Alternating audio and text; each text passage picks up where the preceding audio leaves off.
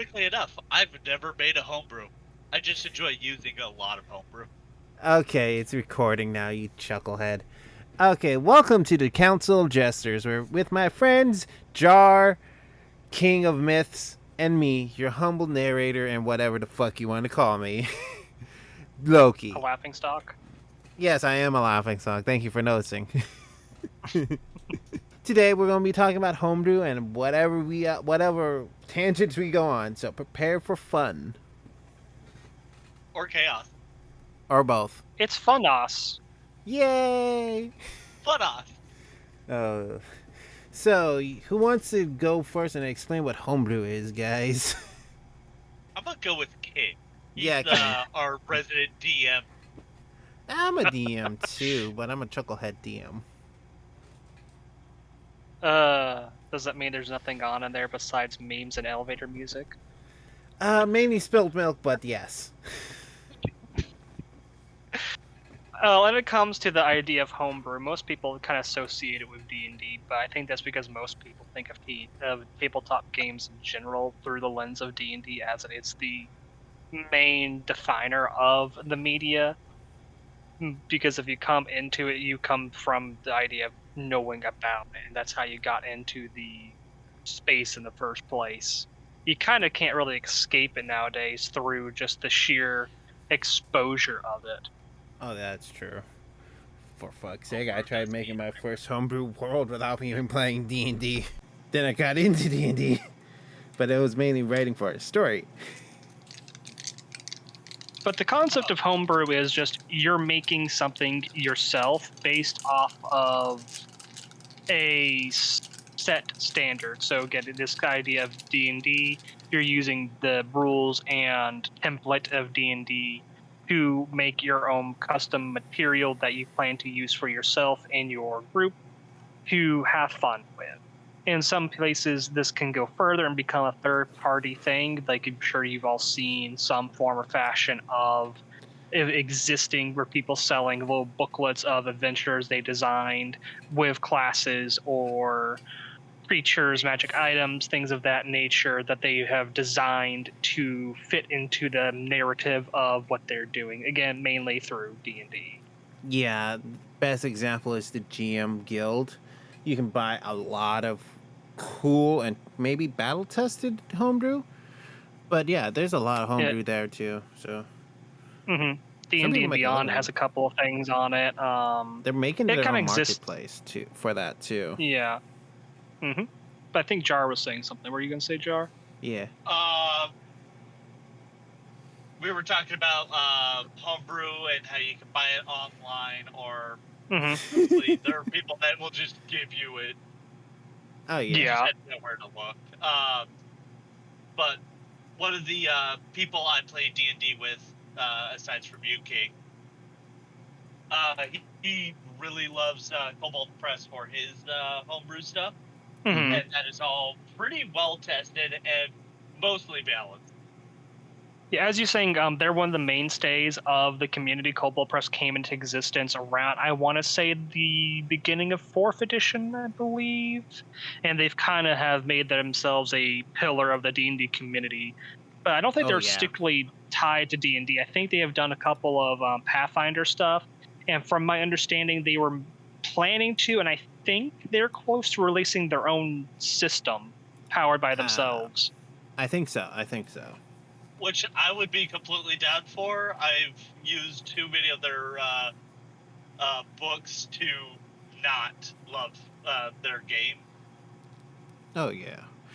Another one is a Little Red Goblins games, or it's the Little Red Goblins, I think. I can't remember exactly. They're another. I never heard of them. Is their homebrew good? They're not as big, but they made themselves known for putting out very creative ideas that typically people think would be busted, but putting in a few interesting caveats that make them balanced or kind of overwrites the idea of it being busted in the first place. Like I think they have a time magic one, but it's like set on where you can only do like really specific stuff with the time magic, so it makes it where it doesn't become crazy. Oh, no time shenaniganery. Scott, that's not fun, because time shenaniganeries are always fun. We have to accept that. Time travel. It's Yes. always terrifying. Yes, you end up your own grandfather and or something else. But yeah, for those who are thinking of it, don't let a single thing lock you down. When Oh, it comes to yeah. your homebrew does not exist just for one system. It can exist for anything that you want to play. For It's just example, typically, like I said, oh, I'm sorry, go on. I was going to say, for example, there is a homebrew add-on rules for kids on bikes. Mhm. Yeah, I think you guys read it. Digital monsters, Digimon are the champions. Basically, it's But meant yeah. for Digimon and whatnot. Yeah, it just comes down to make a homebrew, you just take something that has an established rule set, and then you stick to whatever about of that rule set you want, and then go from there.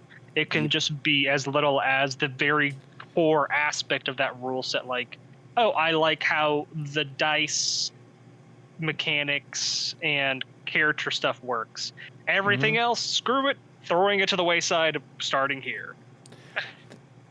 Basically, yeah, when there's me with my crazy ass with, I'm gonna make shark people, or I'm gonna make dinosaur people, or I'm gonna make a slime race based off of Rimuru Tempest from that time was reincarnated as a slime.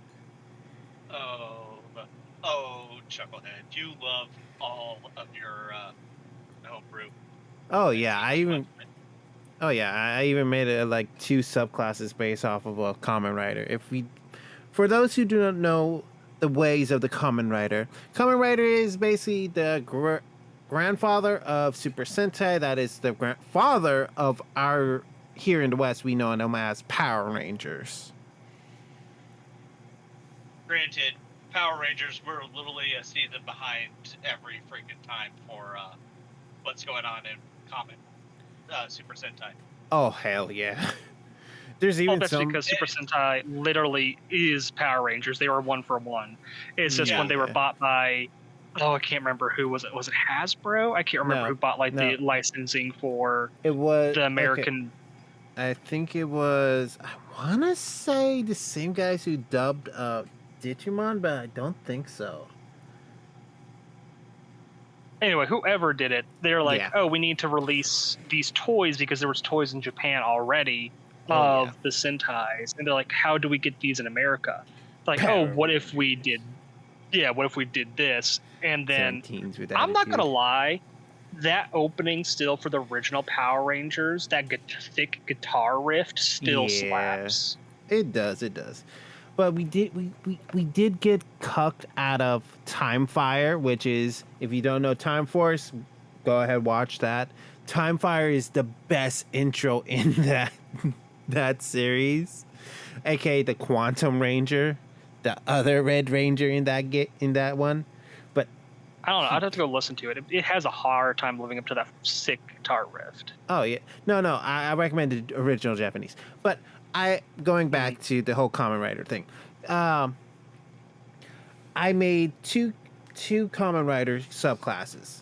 One based off the most recent Kamen Rider Gav, and Kamen Rider Valen. Do you know what they're based off of? Junk food? Yes. Dude, if you listen to the dub version of the opening song, it's basically telling you like, oh, this is all about the flavors of life. There's a bit of bitter, there's a bit of sweet. You gotta learn how to deal with them. And apparently in the show, it's like an anti-drug PSA too, for some reason. I am not joking.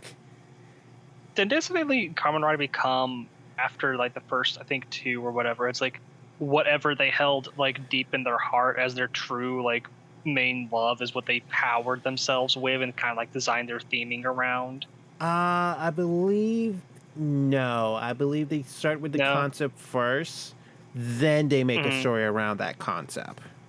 But I'm not a tokusatsu aficionado, so.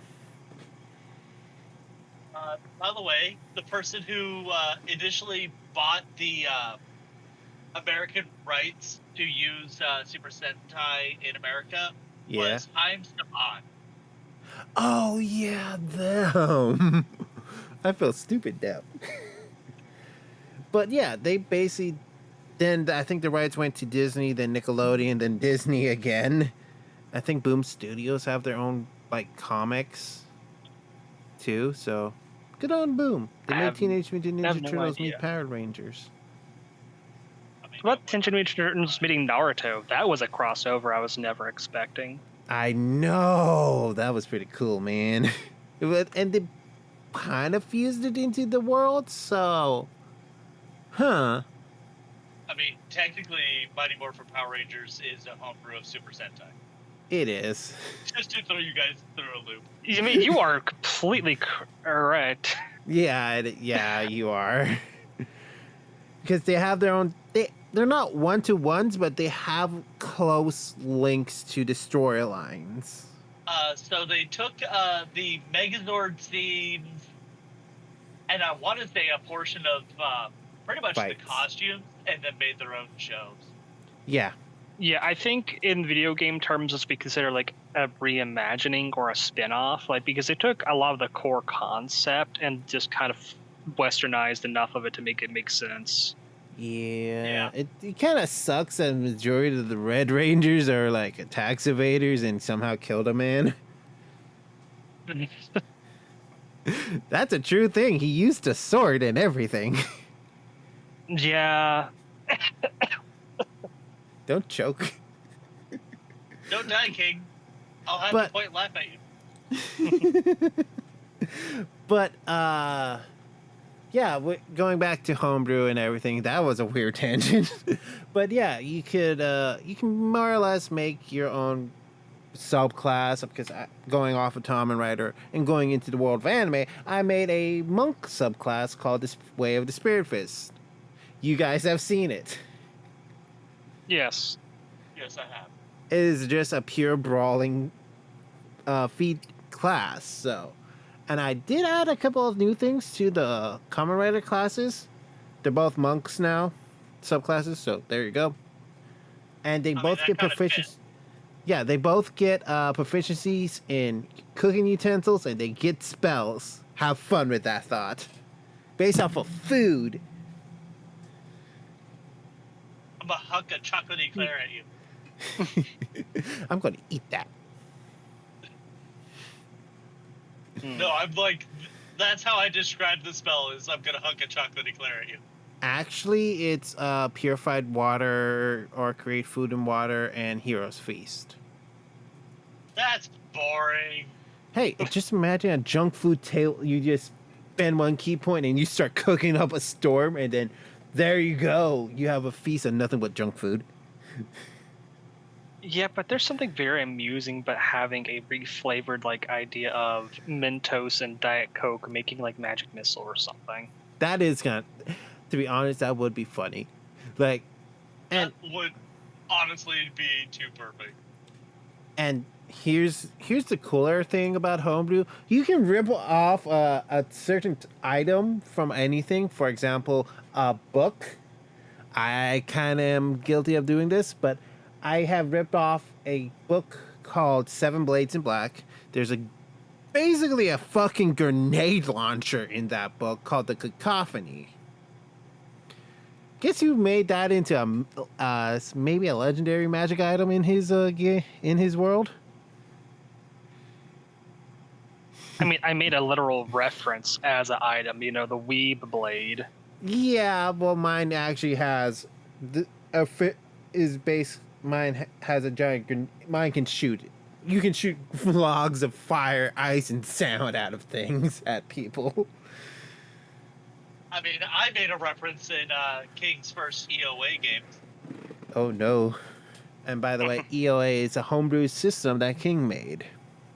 It's not really homebrew because it's not based on anything. It is a custom thing I made myself, so it'd be a unique thing. You can make its own proprietary system for his OC do not steal. RPG.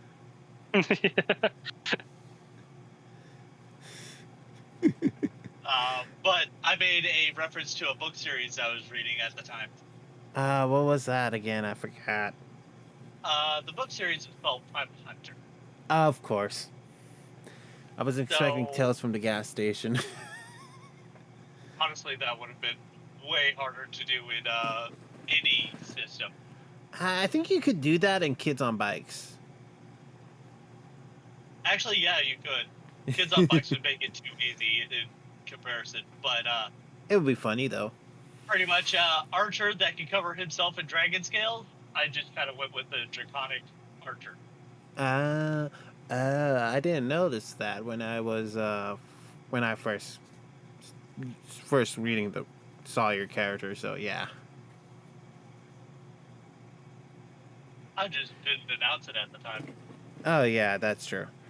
For my games, I made a whole homebrew world, and you can find that video in the description. And I based mine first country in that world off of Tempest from that time I was reincarnated as a slime.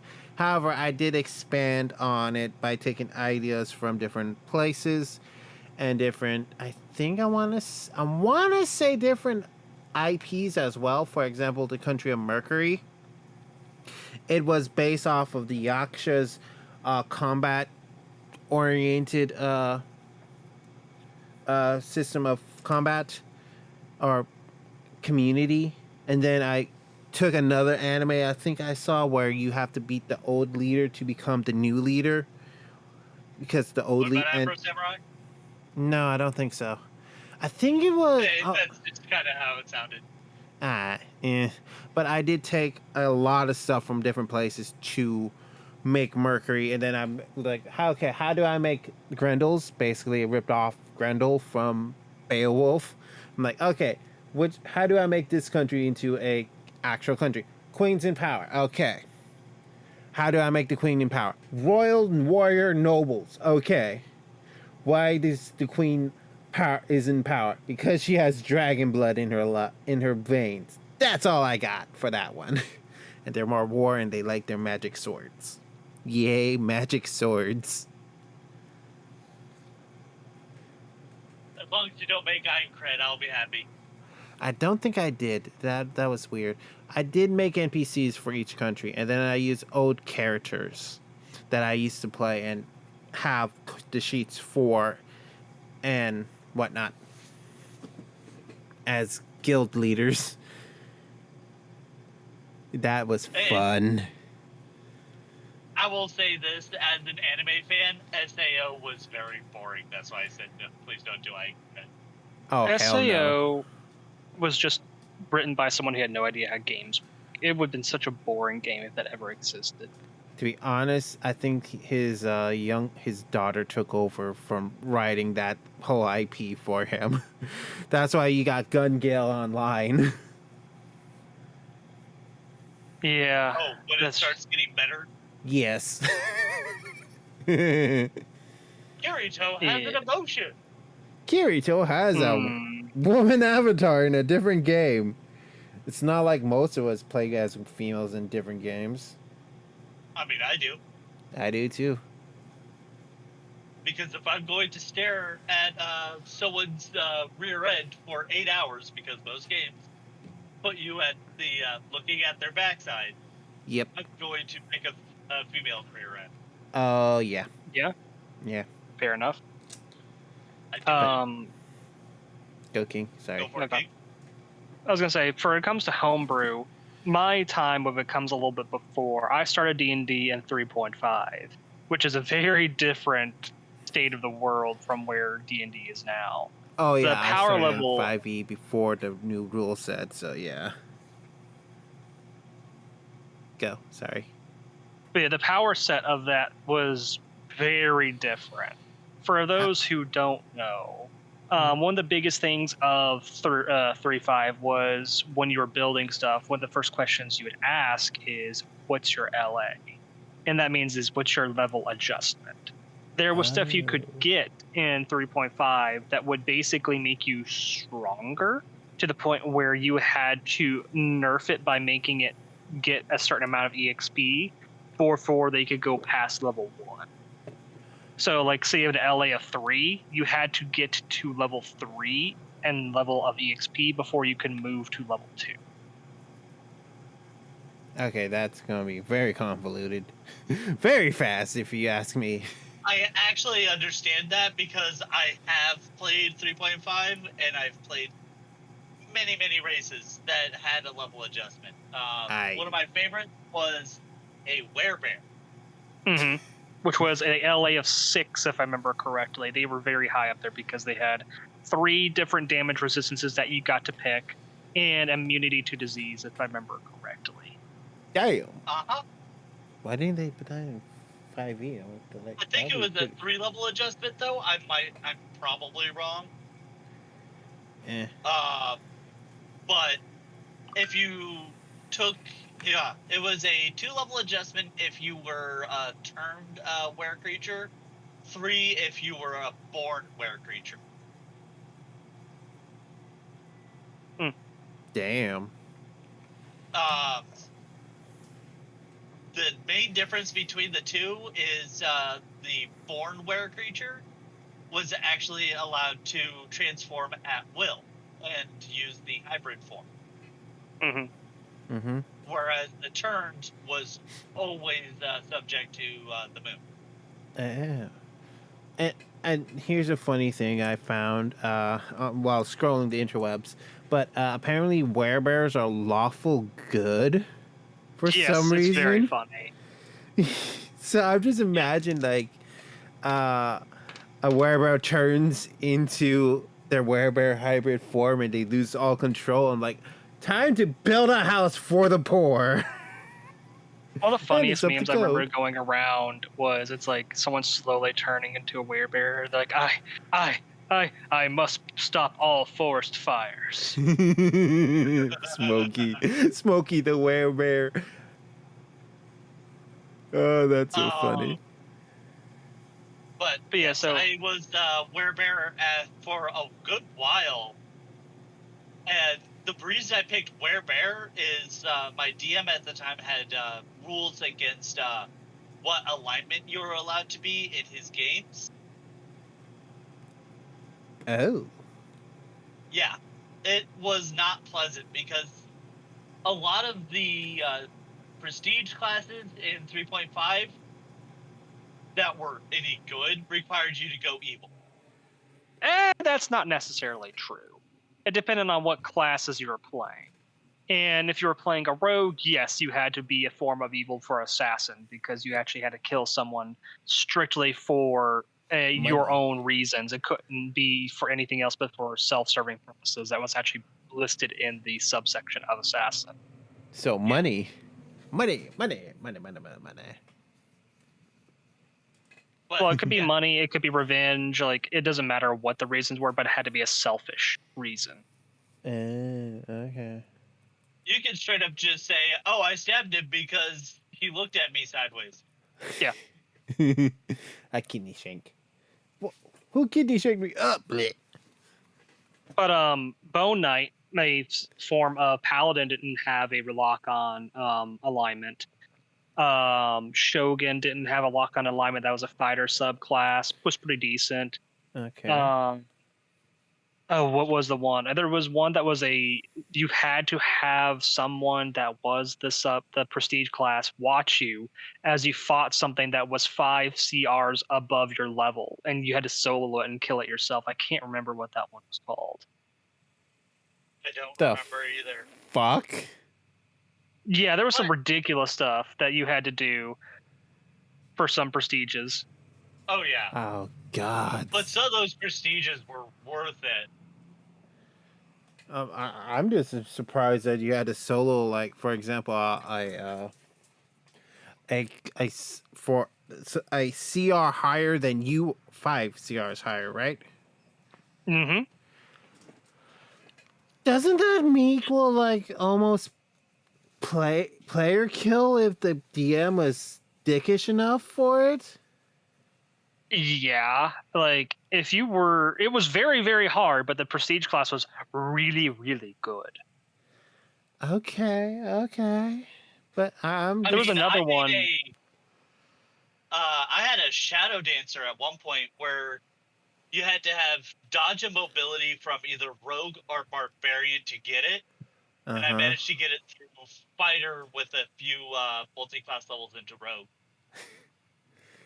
There was one class, again, I don't remember the name of it, but you had to sunder 3 weapons and then offer them up to a specific, I think it was a deity or a spear, I can't remember, it was something specific, at the specific time of day after killing an evil creature and offering their heart with it. Okay, that sounds like something like the K-Had a good barbarian would have done. Probably. Yeah. For those who don't know, there's a YouTube channel called Dungeon Soup, and they have not a podcast, the animated shorts that are very stupid but very funny.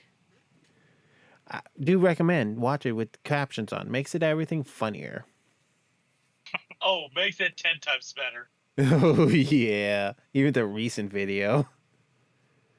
King, But yeah, so my time Dungeon Soup started with 3.5. Not much homebrew was really necessary in 3.5. There was so much material in existence for it with all the things out there, and Monk actually was good. That was an interesting time. See, because Valve Poverty Monk at level 15 didn't have to eat, breathe, or drink water. They had a non-armor-based AC of, I think, a minimum of 25 without any investment. Yeah. It's like my abs are made of steel. I can grind meat on them. Yeah, and you had like 2 damage immunities. One was poison. I don't remember what the other one was. And you were immune to poison condition and all that stuff. So like it was ridiculous. Damn. Yeah, 5th edition is a lot easier for noobs like people. Me. One thing I missed about 3.5 was everyone got multi-attack. Up to 3 attacks per turn. You just took a hit on your 2-hit. Like you would make a minus a certain amount on each additional hit. And as long as you had a positive score to it, you could go further.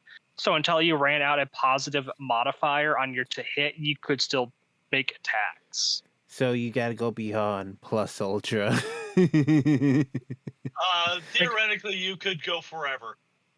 Yeah, a well-trained fighter could make like 6 to 7 attacks, I remember. Okay, why don't we have this in petition? We need a petition of Wizards of the Coast to add this shit in the next rule set. God damn it. Well, they went for balance because the thing of 3.5 was nothing's balanced, therefore everything is balanced. You had a character at level 1 that had a physical set score of like 30s, like your strength was 30, your constitution was like 28. Yeah, that was fine. That was completely doable. Who doesn't want to be a muscle wizard? What's your spell, muscle wizard? I cast fist and then nuke fires. Your LA may be something ridiculous, and you may not get to level 2 until what would be normal level 10, but you know, that's what you're going to pay for those kinds of times. Okay. I personally watched someone with ambidextrous, which was a feat back in 3.5, which made it so they took no negative on their offhand, kill like 13 enemies in one turn. Yeah, there was a thing called cleave as a feat, and basically whenever you killed a creature, you could instantly make another attack, and this continued on until you could no longer either make attacks or there's no one left alive to kill. And it's probably going to be the majority over the minority, or whatever that phrase is. I mean, when you got 8 attacks, and cleave allows you to continue one attack, each attack, to the next enemy if you kill them. Yeah. You can just keep on going. So you can chain attacks, like a combo. Yes, there was actually a thing called chain attack as a feat as well. Yeah. I'm learning so much now. There's also Great Cleave, which was just as ridiculous. Okay. I think that tied to a crit, right? I believe that one was like if you critted the damage that was like if you overkilled something, the leftover damage would carry over to the next thing, and then that would not count as your attack, and then you could just attack like normal. I think that's how it worked, if I remember right. I think so. I would have to look it up and check. I'm just gonna say this: how high on autism were they? Were they when they made this edition? In 3.5, you fought gods. I'm not joking about this. Every god had a stat block in some form or fashion throughout the books. You could pick one and make that your goal to go either humble, kill, or be like, I think you're being a dick. I'm going to take that spot. I'm going to make it my spot. I'm going to bitch slap a god. You could go kill God. And max level was not 20. Well, kind of. 20 was where it capped out at. It didn't go above it. Yes, it did. I don't remember. It was epic. Oh, epic well, they didn't. Were above 20. Yeah, but they didn't have like numerical values from my memory. Like they didn't say 21, 22, stuff like that. It went up to 30. Oh, I don't remember that. My mind has been opened to the ultimate amount. No, I don't think damage. I really messed around that. I would have to look back. I don't remember that, but this could have been also how the DMI did it. It might not have been numerical values.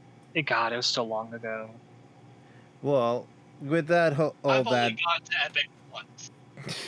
But anyway, what I was going to was like, so my time with homebrewing didn't really start with building subclasses or making extra races, because there was no point for that in 3.5. There was a plethora of things.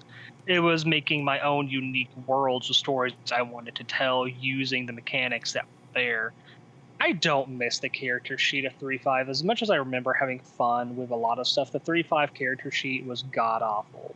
Why did jump, swim, climb, and all that have to be different skills? That was just a weird time. If someone decides to combine 3.5 with 5th edition character sheet, I would be stoked. Yeah. Also, rule in 3.5 was if you had intelligence of, I think it was 3 or lower, you had to pay skill points to become literate. Otherwise, you couldn't read. Actually, barbarians had to do it too, standard. No matter what, yes, that's true. Had to spend skill points to become literate. Oh God, that reminds me. No matter what their intelligence was. You guys play Fallout? Yes. Have you ever made a stupid character? Yes, Idiot Savant is amazing. It is, but when you talk to other very low-level intelligent characters, they sound illiterate, and I'm like, oh God, what the fuck? One of the funniest things also done by Obsidian is if you play the Outer Worlds. Oh no. If you go stupid and take a specific route for an end game, you will send yourself into the sun. That doesn't surprise me. That's kind of funny, though. Obsidian does not joke around with you hurting yourself. Oh yeah, didn't they have to make a DLC just to say, "Oh yeah, we're sorry. We're sorry. We give you no choice in that one." Didn't they? I mean, Fallout 3 did the same thing where literally the end game was you die. Yeah, and then they added and then they Broken added Steel. they added a DLC where they added Broken Steel, where you could convince Fox, who the super mutant had the super mutant who was immune to radiation, to go into the chamber that filled with radiation to turn the switch. Yeah, and for some reason he gets angry at you, does it? Like, if I remember correctly, like he gets pissed at you for doing that. It was the narrator. It was the narrator. Hellboy gets mad at you for denying your own fate. Which is definitely just retarded about that. It is, but it's funny. Yeah, so my real time of homebrew didn't really start until I came into 5th edition, which I never played 4th, so I was playing 3.5 for a long time until a friend of mine told me about 5th edition after it was released in 2014.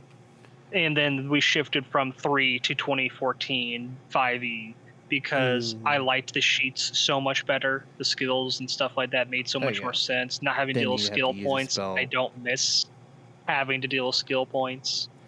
Then you have to use a Um, spell to jump. Well, you didn't have to have a spell to use jump. spell? It just made things a lot easier. It kind of a lot of math and stuff of that nature, and kind of made it where the stat didn't matter. But they still made a spell called jump for some reason. That makes no sense. It made it so you could add points to your jump skill for that jump, effectively. Yeah. You see, I'm a goober, okay? I am goober brained, everybody. If you haven't noticed by my own content on this channel.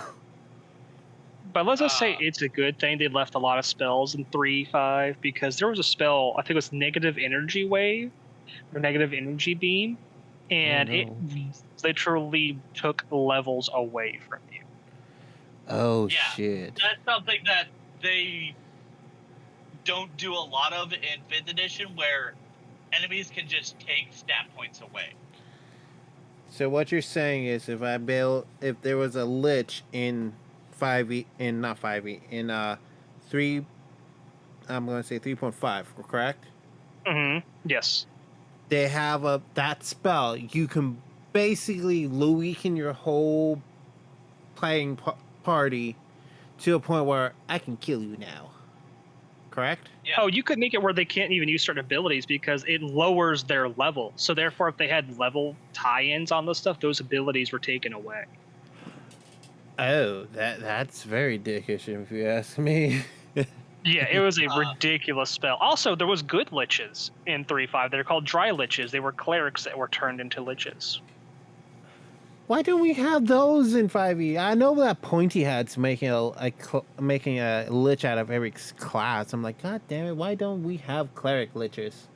Come on, who doesn't want to be healed by Bone Daddy? We do not need a Brook reference. No, I was talking about Overlord.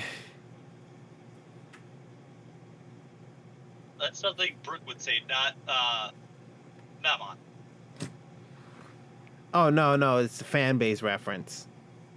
Because in Overlord, everyone calls Ain's Bone Daddy. I know it's funny though. To be honest, Brook could be Bard. He is. He literally plays music. I know. Maybe that could be our next podcast idea. What class is this character? Most of them are fairly straightforward. But anyway, my time with Homebrew really came into existence with 5th edition because it was just so bland and there was nothing there. So I made my own magic items, my own classes. I actually have a document with a lot of the ones I made up. I had the Channeler, Mad Scientist, Monster Hunter, Tamer, a proper Necromancer because the Necromancer in existence in 5e sucks. I never played a spellcaster. The first ever spellcaster I played was a bard, and his brain got eaten by a homebrew monster, so yeah, fuck that shit. My first time dealing with homebrew was back in 3.5 with that same DM that didn't like you being evil for whatever reason. He decided to nerf a set of feet that can be counted as homebrew too. Oh yeah.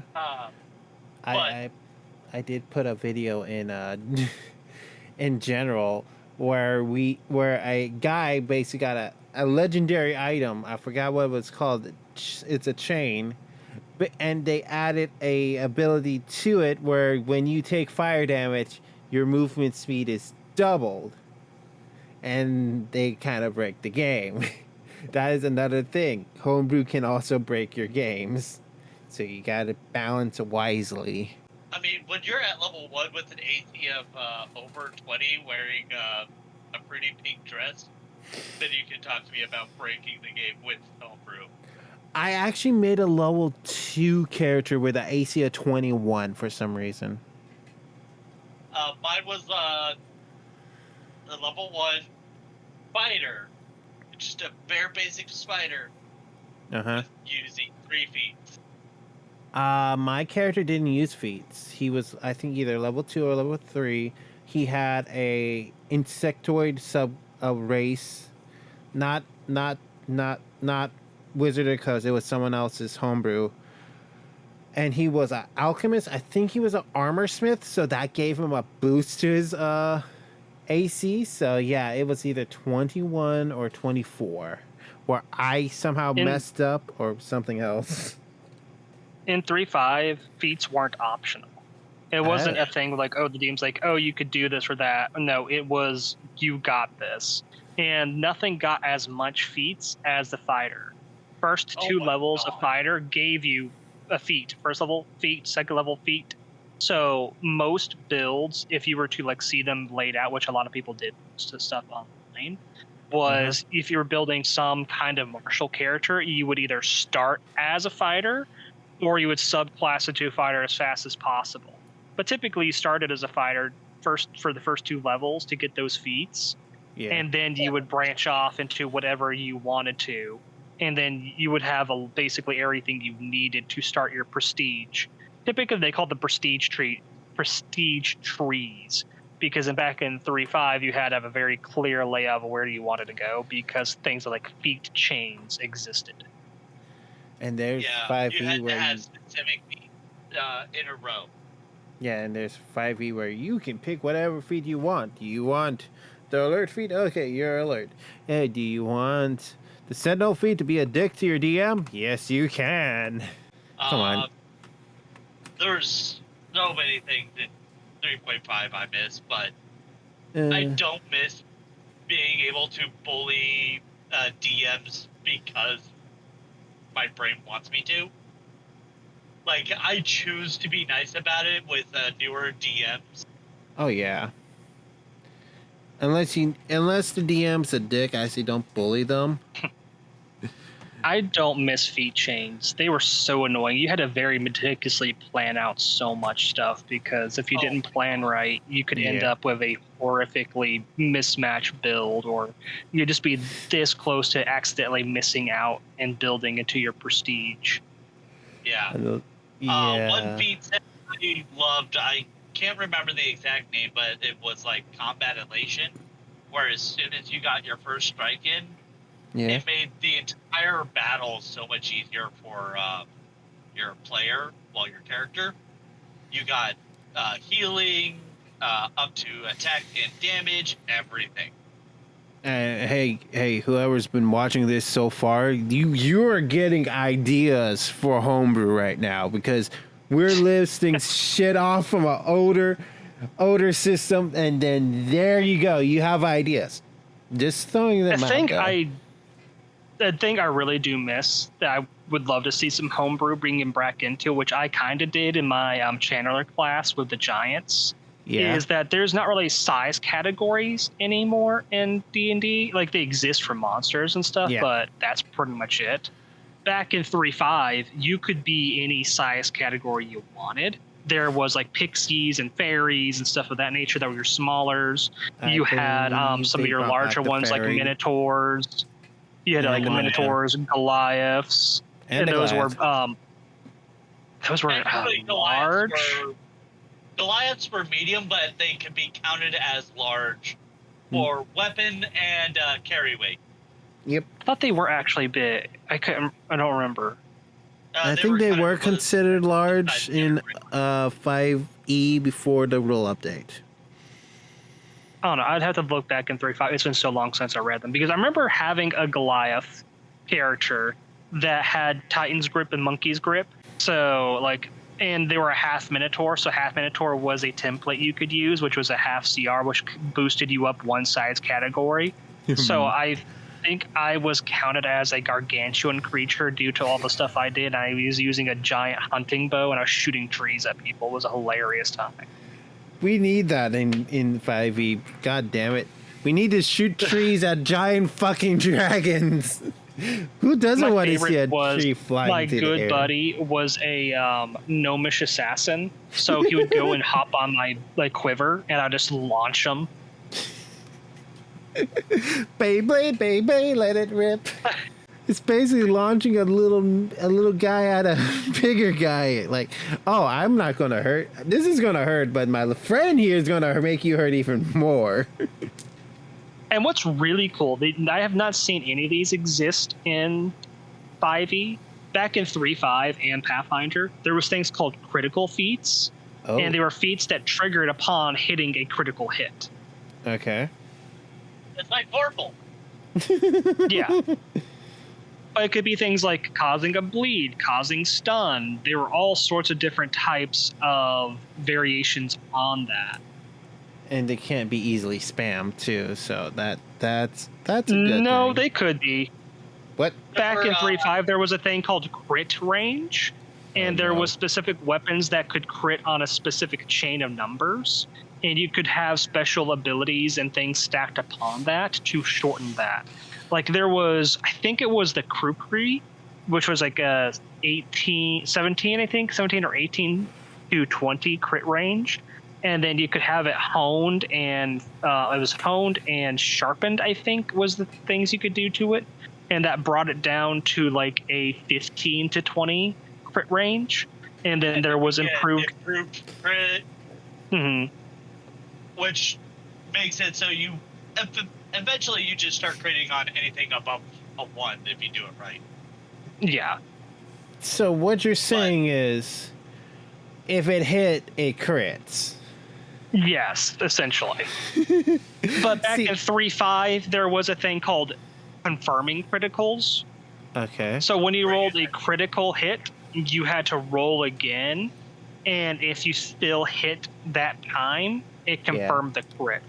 But since your crit range was that thing, essentially you were probably going to crit again if you did it right. So as long as, again, you didn't roll a 1, you were gold. Magic clack By the rocks way, are always fun. what you're thinking of, King, is Goliaths have a ability built in called Powerful Build. That's what I was thinking of. It lets them function as size category larger, but they are medium. Mm-hmm. Oh, wow. But anyway, that is homebrew for everyone. Now, I hope you enjoyed the changes, because we're still going, and this is going to be funny. Yeah, you guys seen my homebrew? It's all over the place. You want to know the first item I ever made for 5e? Do you? Probably some kind of race, most likely, knowing you. It was actually a item called the Collar of the Good Boy. That better be used on an animal companion exclusively. Okay. You're going to be disappointed in me, Jar. I might have disappointed my own father one day. But anyway, it turns whoever wears it into a dog.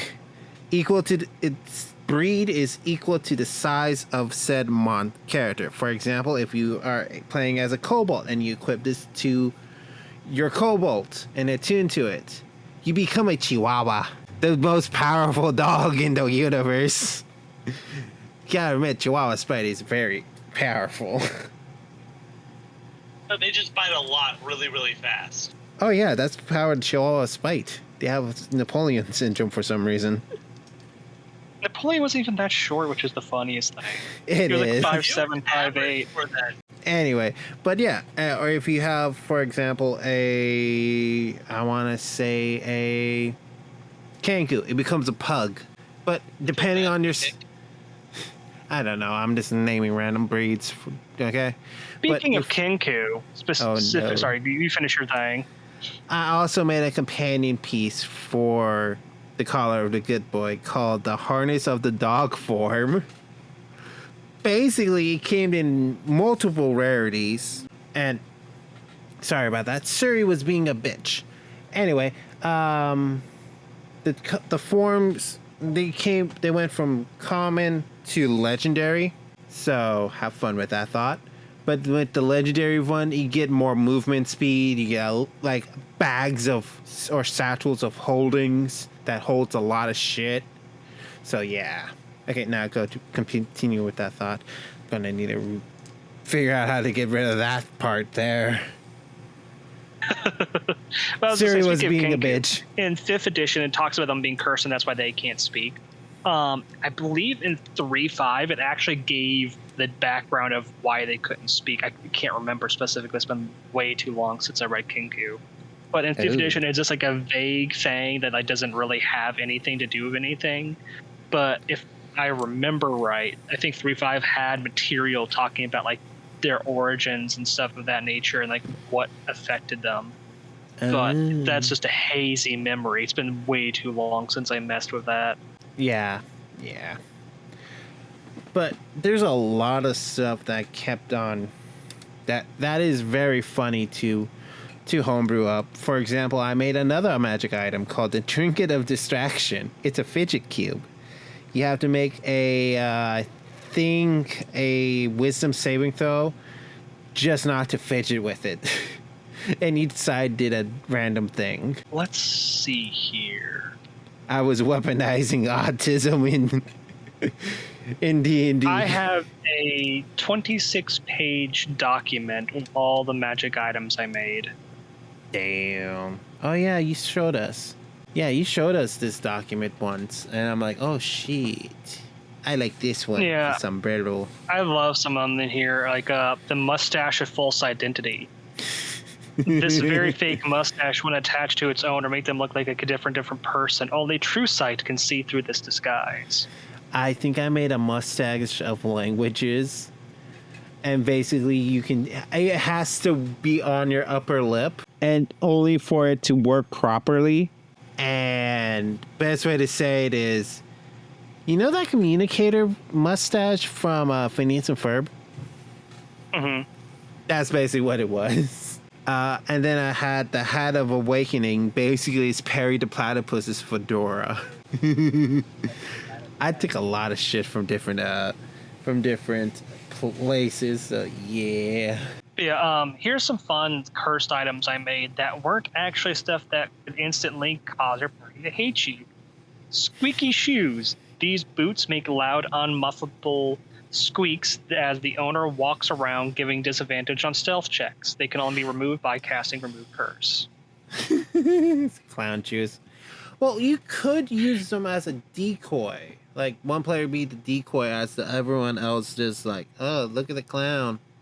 Yes, clown. If you have a creative enough party, they can figure out how to weaponize it against you. Book of False Potions. The person reading this book must make a DC 20 Arcana check to tell the book is full of fake info. Otherwise, its recipes are used from this book. They will make random potions that the DM decides what they do. Okay, that's basically a dick move. But it's really funny. It is very funny. You can make a lot of jokes and references in homebrew, but there are times where you have to tame it a little, making sure that, okay, will my players have fun with it? Yeah. Will my players will enjoy it and can weaponize it? Most likely. Bucket of Sticks to Snakes. Large bucket, easily filled, fit up to two 1 foot long sticks, which will turn into a random snake. Okay, that can be weaponized. Yeah, this is a random one I made. Here's another fun cursed one. The janitor keychain. This chain eats any thieves' tools that are on a person's body who picks it up and fuses with them. So whenever a person who wishes to use them as thieves' tools must make a DC 15 perception check to find the right prong to pick. Oh, God. I have a question for how that would work with a Warforged who has a built-in tool as thieves' tools. Just looks at their hand as it now just a giant cacophony of keys and size. Oh, I would feel so bad for that Warforged. Oh, yeah. Same here. Here's another item I have, not cursed. It's called the Great Rubber Chicken. This magical rubber chicken, when squeezed, will make a shrill noise and transform into a +1 magical tool that its owner is skilled with. For example, it can do thieves' tools, tinker tools, alchemy supplies, or a poisoner's kit. You have to honk the chicken to make it, to activate it. Oh, that's funny. I could see a real DM. Let's have, okay, honk the chicken. It just takes out a rubber chicken and gives it to a player. That would be pretty funny, huh? Rusty Another, spoon. Sorry, Oh, go on. no. Jar. A fun cursed item I heard of was Ring of Rock Speaking. The fuck? So until they uncursed it, they thought it was a ring that allowed them to speak to rock. That's kind of funny. After they uncursed it, they found out that it was a ring that made them think they could speak to rock. This rock is telling me something. It'd be fucked up if the information that the rock told the player, like, yeah, it's accurate. Was accurate. The DM used it as a way to tell them shit that they forgot. Oh, that actually is a pretty fun way to make sure that your players don't forget shit. To be honest. Oh yeah. Till they uncurse This it. is why I love players that take notes, even though I don't, because I tend to forget to. I rarely take notes, I will admit to that. But there are times where I remember shit. I'm a bad player, but I'm a okay DM. Jar can attest to that. He's learning how to DM properly. Yes, I am still baby. King's one curse when he's DMing is describing food. Oh, yeah. How is that my curse? Because you make us hungry. Too in depth. Yes. And make me hungry every time. It is true. That's it a is the good very description. Yeah. Until one of your players decides that they need to gain 20 pounds eating bacon. True. Bacon. Don't knock the bacon. Here's two fun ones. The Rusty Spoon. This Rusty Spoon gives its holder a strong aura of fear that gives them an advantage on intimidation checks. Don't and make then- me take your kneecaps with the spoon. The Rubber Ducky of Doom. When squeezed and thrown, this duck lands and explodes in a thunderous quack. Everything in a 100-foot circle of it needs to make a DC 18 con save or take 12d12 thunder damage. Does double damage to constructs. God That's damn. Nasty. That is nasty. But I made I it. still am loving that wooden spoon you made, King. Mm-hmm. That is my favorite magic item. You can just touch any food and it tastes like something different. Jeez. I have not forgiven you for changing my beer into cheese beer. Cheese flavored beer. That was so nasty. It was in game and we're just playfully bantering. Don't worry, people. I did not actually make cheese flavored beer. That sounds awful. To be honest, dill pickle beer. actually, there's a YouTuber that I think something Hive, Honey Hive, or Honey Mead or something like that, where he makes mead out of anything. He made mead out of, I think, Mountain Dew. Made He mead did a out of few Mountain Dew. yeah, and he made Monster wine. Have fun with that thought. I might leave a link to Because his. it's not illegal to make alcohol. It's illegal to sell alcohol that you made. Yeah. Yeah. Wait, really? I didn't know that. Oh no. Yeah. All the alcoholics Yeah, in you the just- audience. Don't do it. Don't. You need a license to takes- do it still. But to actually make alcohol, Yeah. but it is not illegal to make it. It's just illegal to sell it. So if you're having a party with your buddies and you made toilet wine for whatever unholy reason, you Mhm. can give it to your buddies. Your buddies, if they get sick, can sue you though. That's not fun. That does sound disgusting. Mm-hmm. Oh, I was stealing a quote from a movie with the whole Oh. toilet wine thing. To be honest, I think toilet wine was a thing. In prison. I would not be surprised. But we're heading up to the hour-long mark. Do you guys want to call it here? That is up to you two. Okay. I'm fine with whatever you want. I didn't know if you guys got your own like things in because we didn't really say like what we look for in a That is true. That is true. homebrew. So what do we get after this? After this few tangents, and after this, we'll cut it off. But what do you guys like to see in your homebrew? When it comes to something, if I'm building it, Yeah. I'm usually making something that I wish to see. like kind of when I made Yeah. the Necromancer. I looked into 5e, saw there was no good Necromancer, so no fun way to kind of have that go on. So I made something that I felt filled the niche I was looking for. And that's kind of how I go about when it comes to homebrew. I'm looking for something that the game doesn't have or doesn't provide initially, and I need to go find it elsewhere to get what I'm looking for. For me, I really enjoyed the class of monk, but it's so weak in 5e. I usually make something that either supplements or adds to a class, or if it's funny and I like it, I want to see it in D&D, I make it. For example, Trinket of Distraction, weaponized autism, baby. I haven't personally made any homebrew, but when I am looking for homebrews to use in various campaigns, I look for things that are nice and balanced, so they follow the same rules like D&D already has, and are entertaining to use.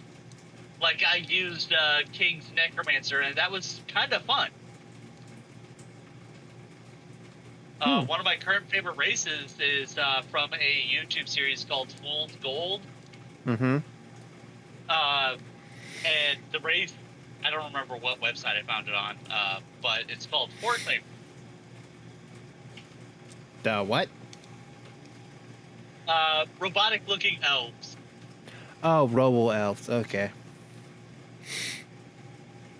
Yeah, and if you're on a budget and everything, go to GM Binder, or I think there are times where on GM Guild they have like some free stuff there, as long as you like sign up to it.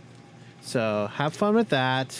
With that all said and done, You could also just Google D&D 5e homebrew and see where that takes you. But make sure you always run it across your DM, because otherwise that's just Yeah. There's a lot of horror stories with that shit. Always run homebrew. Always ask your DM before running homebrew. Yes, that is the biggest thing.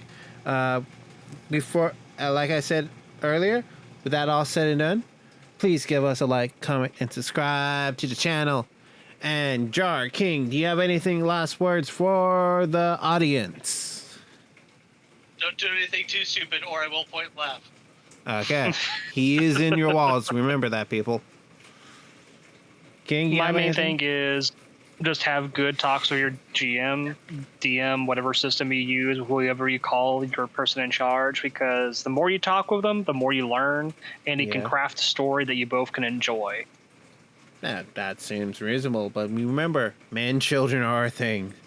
Make sure you destroy them. And with that said and done, we are out. Why? Peace.